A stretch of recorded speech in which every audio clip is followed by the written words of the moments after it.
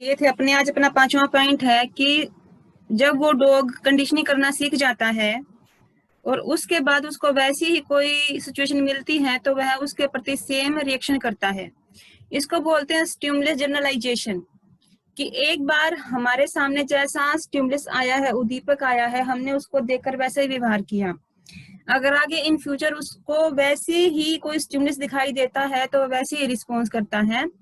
अब यहाँ पर एक स्टडी की गई थी, हाउस्टन ने की थी 1976 में। अब इसने एक एग्जाम्पल बताया है कि वो जो डॉग था उसको एक साउंड दी गई 1000 हर्ज की, तो उस साउंड पर उसने अपना रिएक्शन किया, यानी कि सलाइवा का सिक्रेट किया। इसके बाद उसने इस साउंड पर कंडीशनिंग करनी सीख ली। तो ये क्या है, ओरिजिनल कंडीशनिंग स्टिमुलस है कि 1000 हर्ज पर वो जब उसके सामने वो साउंड आएगी तो वो है डॉग रिएक्शन करेगा। इसके बाद उस डॉग के सामने 1200 हर्ज, 1100 हर्ज, 900 हर्ज और 800 हर्ज की साउंड भी दी गई, तो उस डॉग को साउंड वैसी ही साउंड लगी जो 1000 हर्ज की साउंड थी। तो उसने इन सेम साउंड पर भी वही सेम रिएक्शन किया कि अब साउंड मेरे सामने आई है तो मुझे भोजन भी मिलेगा। तो इस प्रक्रिया को बोलते हैं स्टिमुलस जनरलाइजेशन। तो हर साउंड पर उसने सलाइवा सीक्रेट किया और भोजन की उसने अपेक्षा की और उसको भोजन भी मिला। अब इसके बाद है डिस्क्रिमिनेशन। डिस्क्रिमिनेशन क्या होता है, दो चीजों के बीच में डिफरेंस करना सीख लेना। यहाँ पर डॉग के सामने मेन स्टिमुलस क्या है, 1000 हर्ज की साउंड है कि जब डॉग के सामने 1000 हर्ज की साउंड आएगी तो ही उसको भोजन दिया जाएगा, बाकी साउंड पर वह भोजन नहीं मिलेगा। जैसे इसमें क्या है कि जैसे जैसे सीखने के लिए दिए जाने वाले प्रयासों की संख्या बढ़ती जाती है, वैसे वैसे प्राणी मूल अनुबंध उद्दीपक यानी कि ओरिजिनल जो कंडीशन स्टिमुलस है और जो सिमिलर स्टिमुलस, दोनों के बीच में अंतर करना सीख लेता है। यानी कि यहाँ पर वो किन में डिफरेंस करेगा कि उसको सिर्फ 1000 की साउंड जो उसके सामने आएगी सिर्फ उसको उस पर ही रिस्पॉन्स करना है। 900 हर्ज के साउंड पर अगर वो रिस्पॉन्स करेगा तो उसको भोजन नहीं मिलेगा। 1100 हर्ज पर अगर वो रिस्पॉन्स करेगा तो भी उसको भोजन नहीं मिलेगा। तो यहाँ पर कुत्ते को डिस्क्रिमिनेशन करना सिखाया गया कि आप तो 900 की साउंड पर भी रिएक्शन कर रहे हो, 800 की साउंड पर भी रिएक्शन आप कर रहे हो, और 1100 की साउंड हम आपको दे रहे तो भी आप रिएक्शन कर रहे हो, 1200 की साउंड पर रिएक्शन कर रहे हो। लेकिन आपको ऐसा नहीं करना, आपको सिर्फ जो मेन स्टिमुलस आपका जो ओरिजिनल स्टिमुलस है 1000 हर्ज, सिर्फ उसी साउंड पर ही रिएक्शन करना है। तो जब ये उसके साथ दोहराया गया तो जो डॉग था वह इसमें विभेद नहीं कर पाया, यानी कोई पहचान ही नहीं पाया कि कौन सी साउंड तो 1000 हर्ज की है, कौन सी साउंड 900 की, कौन सी 1100 हर्ज की है। तो ऐसी परिस्थिति में वो जो डॉग वो एबनॉर्मल हो जाता है, वह जोर जोर से भौंकना शुरू कर देता है, पंजे से नोच चोट करता है। तो इस प्रक्रिया में जो डॉग है उसको हो जाता है एक्सपेरिमेंटल न्यूरोसिस, कि यहाँ पर डॉग को ये नहीं पता चलता कि मैं किस साउंड पर रिएक्शन करूं, क्योंकि साउंड तो सेम सेम आ रही है, लेकिन उसको वहां पर डिस्क्रिमिनेशन करना था कि सिर्फ 1000 साउंड पर जब रिएक्शन करेगा तो ही उसको भोजन मिलेगा। अदरवाइज उसको एक्सपेरिमेंटल न्यूरोसिस हो जाता है, यानी कि वो पागल हो जाता है, उसको समझ में नहीं आता कि मुझे किस साउंड पर रिएक्शन करना, किस साउंड पर रिएक्शन नहीं करना। इसके बाद हायर ऑर्डर कंडीशनिंग। देखो हायर ऑर्डर कंडीशनिंग क्या होती है, जब आपके सामने एक नेचुरल स्टिमुलस आपके सामने है और दो न्यूट्रल स्टिमुलस हैं। जैसे एक बेल है फिर एक साउंड है। पहले डॉग को सिर्फ एक कंडीशनिंग सिखाई गई, स्वाभाविक प्रक्रिया थी कि उसको भूख लगी, उसने उसको भोजन दे दिया, तो उसमें एक कंडीशनिंग स्थापित हो गई। उसके बाद उसने उसको एक बेल की आवाज दी, बेल की आवाज से भी उसको क्या सलाइवा सीक्रेट हुआ।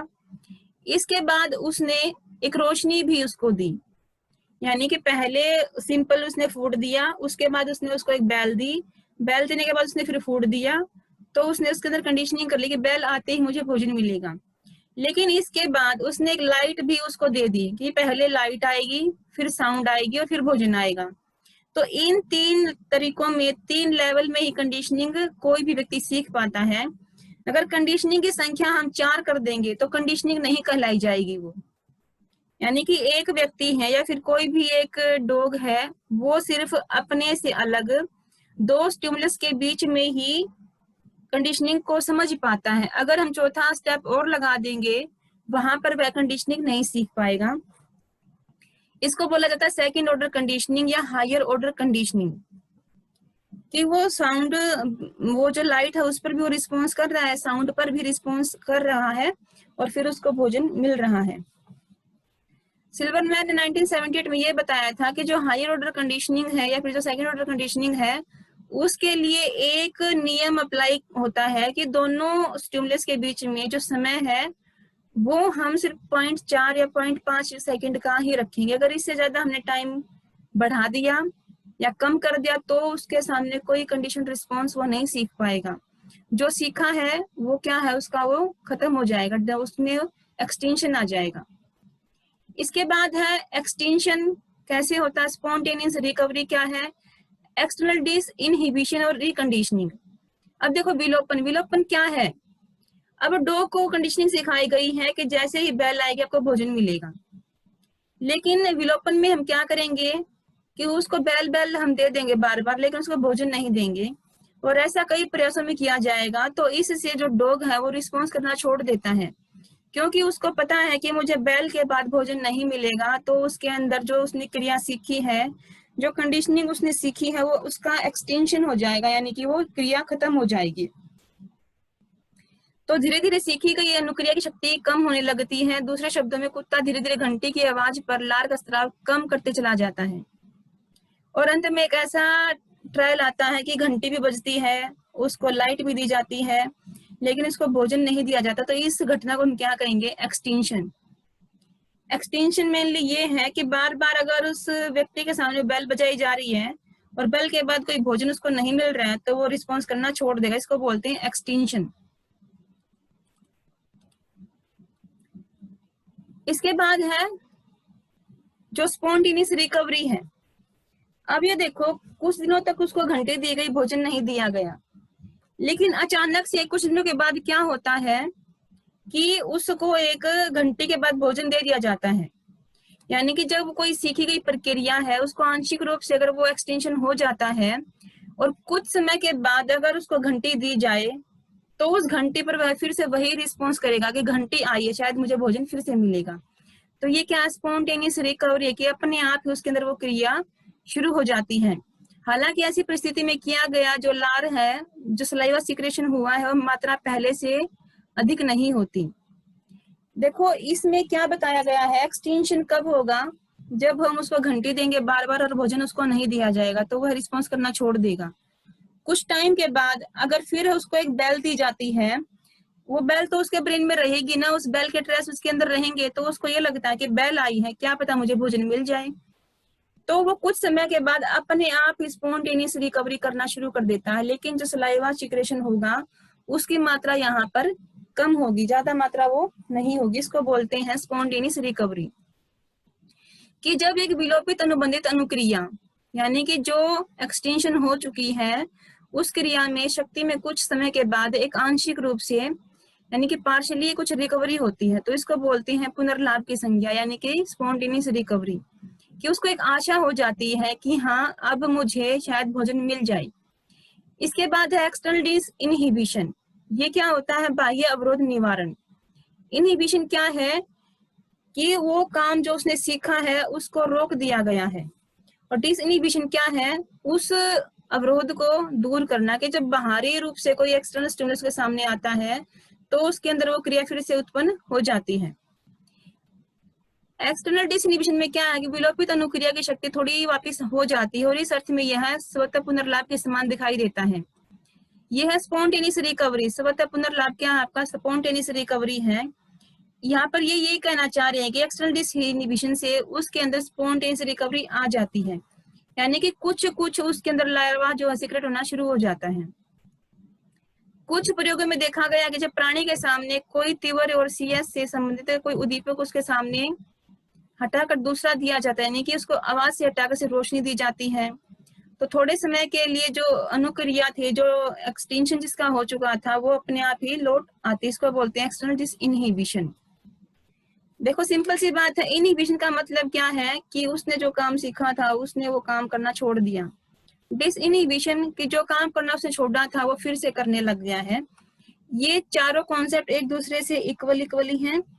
एक्सटेंशन क्या है कि जैसे ही उसको घंटी मिलेगी, भोजन नहीं मिलेगा, तो वह रिस्पॉन्स करना छोड़ देगा। उसके बाद है स्पॉन्टेनियस रिकवरी। कुछ समय के बाद अगर फिर से उसको कोई बेल सुनाई देती है तो उसको ये लगता है कि हाँ मुझे भोजन मिलेगा, तो उसमें जो लार्वा है उसका सलाइवा है वो कम मात्रा में ही आएगा, ज्यादा नहीं आएगा। उसके बाद है आपका एक्सटर्नल डिसइनहिबिशन, कि जब उसने, इनहिबिशन होता है किसी क्रिया को रोक देना, लेकिन बाहरी रूप से अगर उसको लाइट के साथ घंटी भी दी जाएगी तो जो रुकी हुई क्रिया है थोड़े समय के लिए फिर से शुरू हो जाएगी। इसके बाद है रिकंडीशनिंग। रिकंडीशनिंग क्या है? स्पॉन्टेनियस रिकवरी के बाद जब उस डॉग को फिर से उस बेल के साथ एक कंडीशनिंग करवाई जाती है तो वो क्रिया उसकी बहुत तेजी से होती है। यानी कि जब आपको पढ़ा दिया जाए और 1 महीने के बाद जब आप स्कूल में आओगे तो फिर जो आपको फर्स्ट डे पढ़ाया जाएगा उसमें आप लोगों की जो लर्निंग है वो बहुत तेज गति से होगी।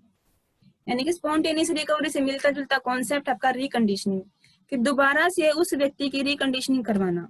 अब मैं आपको आपका एग्जांपल देती हूँ कि अभी आप ऑनलाइन पढ़ रहे हो, अभी पिछले महीने आपके कॉलेज थे, वहां पर आपकी कंडीशनिंग हो चुकी थी टीचर्स के साथ और आपके सिलेबस के साथ। इसके बाद क्या हुआ, लॉकडाउन लग गया और आप लोग घर में बैठ कर, मैं भी आपको ऑनलाइन ही पढ़ा रही हूँ।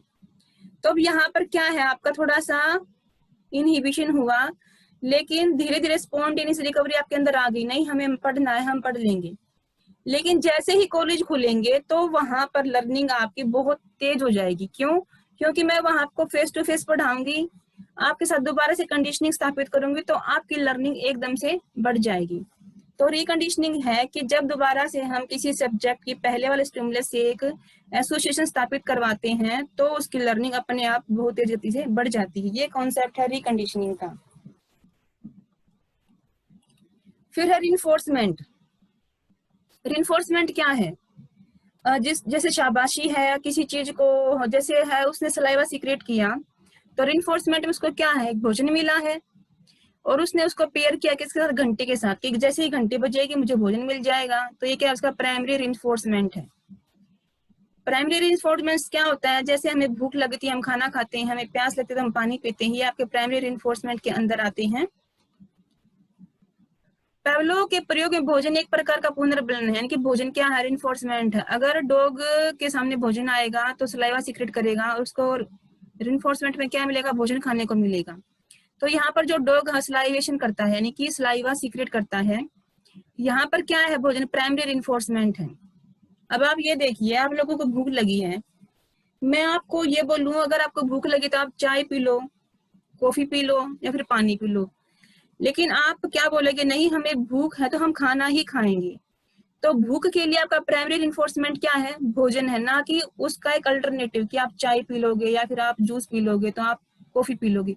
वो प्राइमरी रिइंफोर्समेंट नहीं है कि भूख है तो हमें भोजन ही खाना है। तो ये है प्राइमरी रिइंफोर्समेंट। जब कोई दूसरा तटस्थ उद्दीपक जैसे घंटे को बार बार हम भोजन के साथ पेयर्ड करते हैं तो वैसी स्थिति में जो न्यूट्रल स्टिमुलस है उसके साथ में प्राइमरी रिइंफोर्समेंट का गुण आ जाता है। यानी कि उसको घंटे बजाई, घंटे के बाद उसको भोजन मिला तो यहाँ पर भी उसको ये लगा कि मुझे भोजन ही मिलेगा। तो यहाँ पर इन्होंने ये बताया कि जो उसका न्यूट्रल स्टिमुलस है, जो घंटी है, उसके साथ वह प्राइमरी रिइंफोर्समेंट वाली अनुक्रिया ही करता है। जब एक तटस्थ उद्दीपक में मुख्य पुनर्बल का गुण आ जाता है तो इसको सेकेंडरी रिइंफोर्समेंट कहा जाता है। एक तटस्थ उद्दीपक के मुख्य पुनर्बल का गुण बनाए रखने के लिए आवश्यक है कि बीच बीच में तटस्थ उद्दीपक के साथ साथ प्राइमरी रिइंफोर्समेंट भी दिया जाए। प्राइमरी रिइंफोर्समेंट क्या है, उसका भोजन है, और जब उसने बेल के साथ साथ सलाइवा को सीक्रेट करना शुरू कर दिया तो वो उसके लिए प्राइमरी रिइंफोर्समेंट का ही गुण आ गया था। लेकिन बाद में जो बेल है, जो बेल ने काम किया था वो कहाँ पर आ गई थी, एक सेकेंडरी रिइंफोर्समेंट के अंदर, कि पहले बेल आएगी वो सेकेंडरी रिइंफोर्समेंट है और फिर आपको भोजन मिलेगा वो आपका प्राइमरी रिइंफोर्समेंट है। फिर है शूडो कंडीशनिंग।